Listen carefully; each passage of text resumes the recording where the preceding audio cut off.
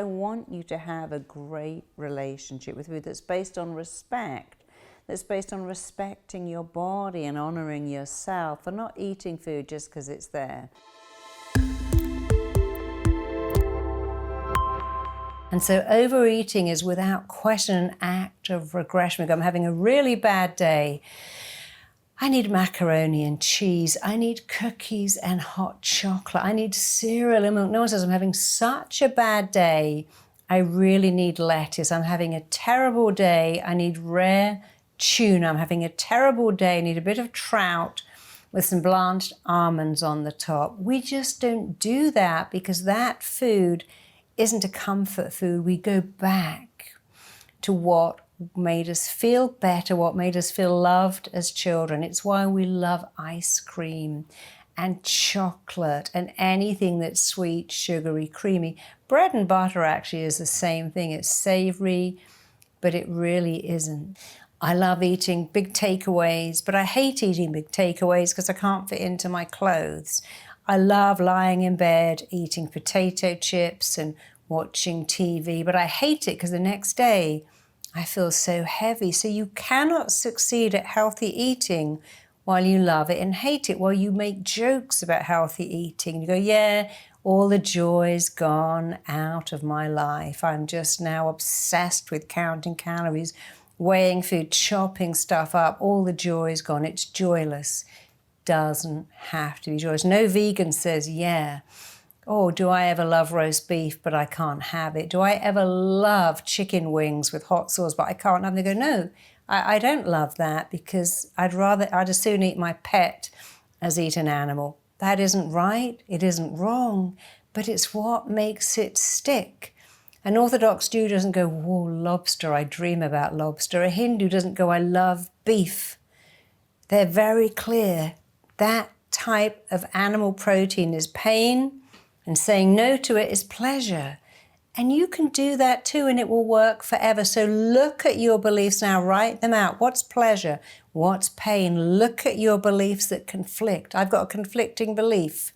Food makes life better, but I'm going to restrict and limit how much I eat. I've got a conflicting thought. Diets are so boring. People who are on a diet are even more boring. I never want to be one of those diet bores. Now you have a conflicting belief and a conflicting thought, but you know what? Unravel it. Say, actually, diet bores are diet bores because that's all they talk about. I'm never going to tell anyone. Just say, hey, I'm a healthy person. I love healthy food. I don't need to go on about it. I don't have conflicting thoughts because I say I love eating like this. I feel alive and amazing. I wake up with a flat stomach. I feel so good.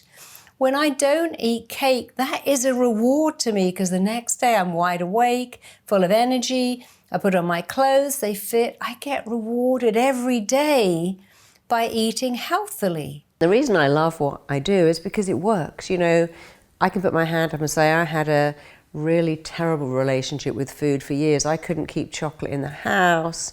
I ate loads of junk. I was addicted to sugar, which is an actual real addiction. The sugar is more addictive than crack cocaine. A lot of studies have shown that when the brain gets sugar, it lights up.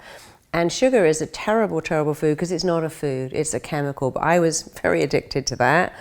And I went to lots of different diet clubs and took diet pills and bought gym memberships, and I was still addicted to sugar until I began to understand something. You eat something if the picture's right. It's the picture in your head that makes you eat. And food companies are way, way, way ahead of the game. Why do you think they call chocolate heroes, celebrations, heaven, divine?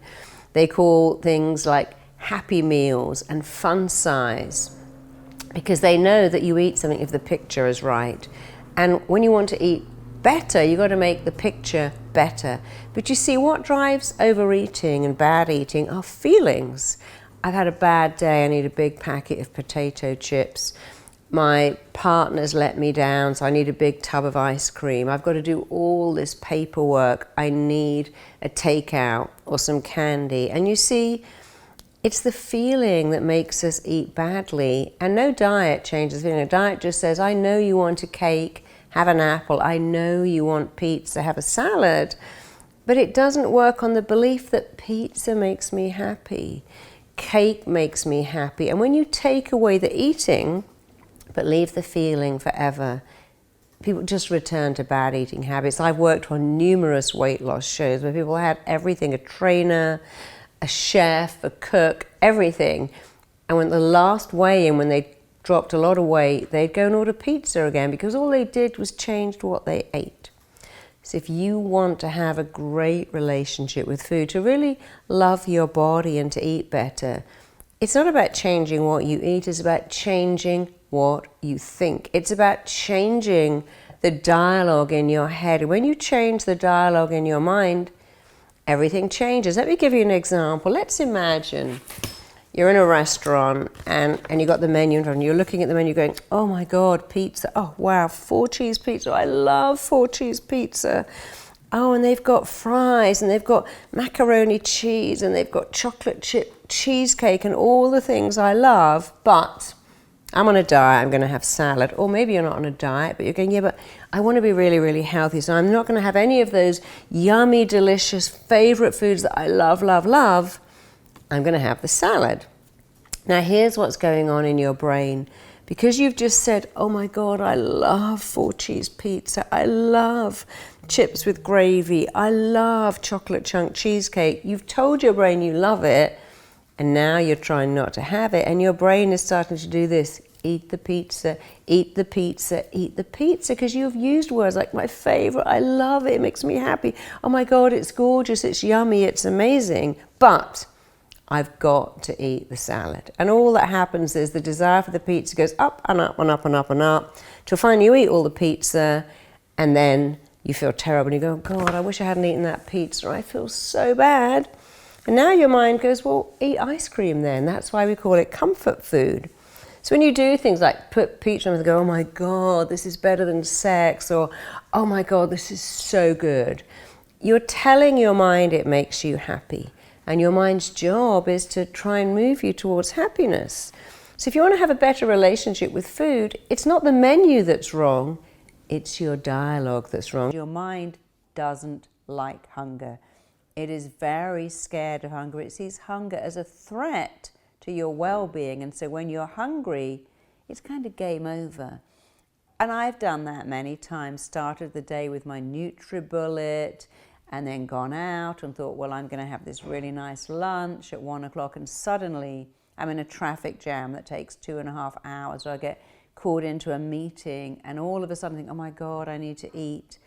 And I've done that too, just grabbed a candy bar or eaten something I wouldn't normally eat.